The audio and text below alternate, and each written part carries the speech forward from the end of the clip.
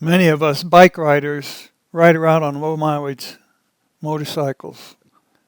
The last thing we ever think about with low mileage wheel bearings is wheel bearings could actually be defective.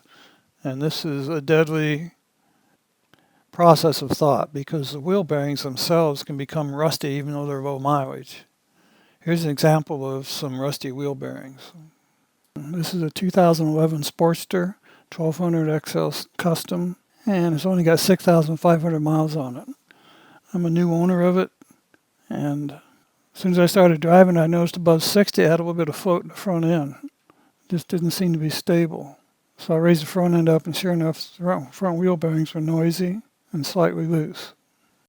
Here's the sound of a good wheel bearing versus a bad wheel bearing. The good wheel bearing is the last example.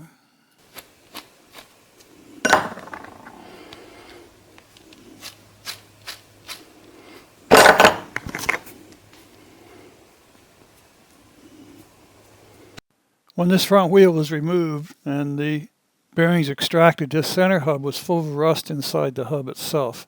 The spacer itself was just rusted tremendously, and each wheel bearing on the inside had rust all along the edges. The outside of these bearings were clean with no rust. So obviously this moisture got into the bearings from inside the wheel hub. Actually, I just realized, thinking about my Navy career, how this moisture gets inside the wheel. We had a problem with antenna couplers on Navy ships. It's a sealed unit with air inside. What would happen during the day, the unit would get really hot and the air would expand, and it'll find a way to get past a seal or a gasket or anything. Then at nighttime, the thing cools down and that volume inside the sealed container gets smaller, therefore it tries to draw outside air in, and the outside air brings moisture with it. Then the cycle repeats day after day after day, and eventually you have a lot of moisture inside the sealed container. I think that's what's happening here. It's being drawn through the wheel bearings. Yeah, they have seals, but the seals are just to keep dirt out.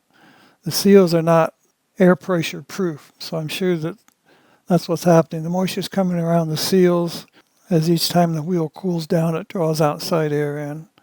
Many bikers believe that the water gets into the wheel bearings from the outside seal, but in this case, these outside seals were fine. There was no rust on the outside of these bearings. The rust was only on the inside of the bearings.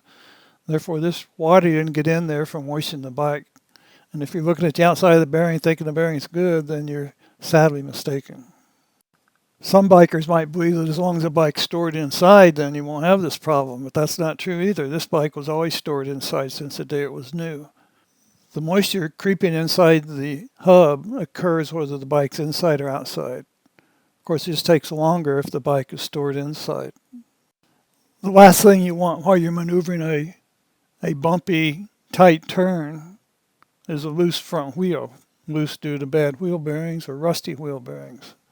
This could spell disaster.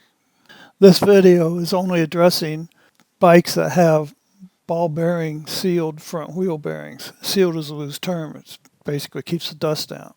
So if you want to do a quick check to see if your bearings are acceptable, you have to lift the front wheel off the ground, grab the wheel at the top and the bottom, and see if you can get any movement of the wheel. If the wheel bearing is rusty or loose, then the wheel will slightly move, and that's not a good thing. The wheel should be rock steady when you do this test. So that's how you test to see if your wheel bearings are needing attention. In closing, don't be the person that says, well, my bearings have about 40 or 50,000 miles on them. I guess it's time to look at them. No, as demonstrated in this video, that's far from being an accurate statement. Save yourself, prevent problems, check your wheel bearings periodically.